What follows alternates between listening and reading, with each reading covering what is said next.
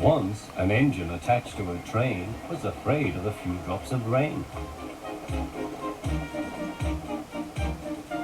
It went into a tunnel and squeaked through its funnel and wouldn't come out again. It's the opening line to the sad story of Henry, the third episode of the first series of Thomas the Tank Engine and Friends, and based on the story of the same name from the railway engines. This episode was our introduction to Henry the Green Engine, and it really does do a good job of introducing him to the show.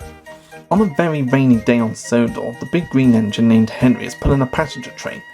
He runs into a tunnel and stops there, not wanting to go any further.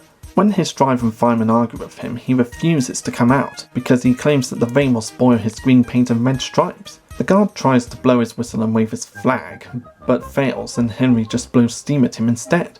Just then, another passenger train arrives, and on board is the railway's director, Sir Topham Hatt, better known as the Fat Controller. He decides that Henry will be pulled out of the tunnel, attaching a rope to Henry, and all the passengers try to pull him out except for the Fat Controller, claiming that My doctor has forbidden me to pull. When Henry does not move, the passengers move to the other end of the tunnel and try to push Henry out. Again, without the Fat Controller's help, because My doctor has forbidden me to push. But that doesn't work either. The passengers point out to Henry that the rain has stopped, but Henry still refuses to move, believing that the rain will start again. And having seen British weather recently, I don't blame him. Thomas arrives to help and tries to push Henry out, but even with another engine pushing, Henry remains in the tunnel. Finally, the Fat Controller admits defeat, and having had enough of Henry's stubbornness, tells him that they will leave him in there. For always and always and always. Soon the rails are taken up and a brick wall is built in front of Henry. Now Henry can only sit and watch other engines passing through the other tunnel. He soon regrets his actions as he sees Edward and Gordon pass by. Edward always toots hello with his whistle, while Gordon always laughs at Henry, saying that it serves him right. But because Henry's fire had gone out, he has no steam to answer, and soot and dirt from the tunnel has ruined his paintwork anyway. Henry is left alone, cold, dirty and very sad, wondering if he will ever be let out to pull trains again. Since this story introduced Henry in the Railway series, it was obviously a good choice for the third episode of the series, since it was the third story of the Railway series.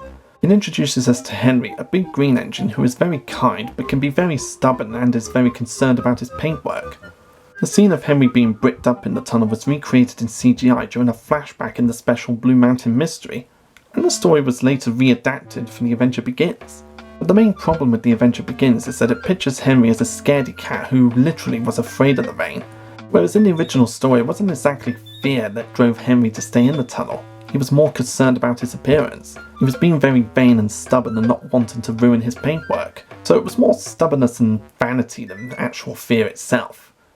And this was the first time they've done something different from the book in the TV series. Whereas in the original story, Henry has tried being pushed out by another engine that resembles James. And I'm not sure if it's been confirmed or denied whether that actually is James or just a different engine of the same class. Whereas in the TV series episode, Thomas comes along to help since James wouldn't be introduced until Thomas and the Breakdown Train, even though he's made cameos in the other episodes including this one.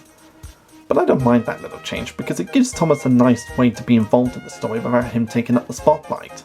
And it's also the first time you feel really sad and sorry for a character, because even though Henry did kinda deserve his punishment for holding up the passengers, it was really harsh for him to just be bricked up like that. But this is the sort of thing that some children go through. If you've been bad or done something bad, then you sometimes have to learn the hard way. And this is Henry being taught the hard way that being shut up in the tunnel isn't a very good idea when you've got passenger trains to pull. And I love Ringo's narration for this episode, especially when he reenacts the classic rhyme that was in the book. And I love how he gives the Fat Controller a big booming voice, slightly different to Gordon's voice. And this was also the first time we get to see the Fat Controller, aka Sir Topham Hatt, in the series.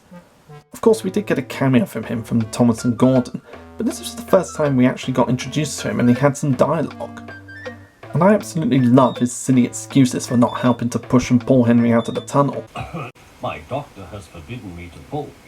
My doctor has forbidden me to push. And I've often tried using that excuse in real life, but of course it never actually worked. But it's just funny to reenact that line because I just love the excuse. The Sad Story of Henry is the first sad episode of the TV series, and that's why I love it so much. It's a great introduction to Henry, as well as being a really good third episode for the series. But if you haven't seen this episode for a while, then I definitely recommend putting it on again, and reliving that same feeling you felt when you watched it all those years ago. But what will become of Henry now that he's stuck in the tunnel? Well, you'll find out in the next episode tomorrow. But I think he deserved his punishment, don't you?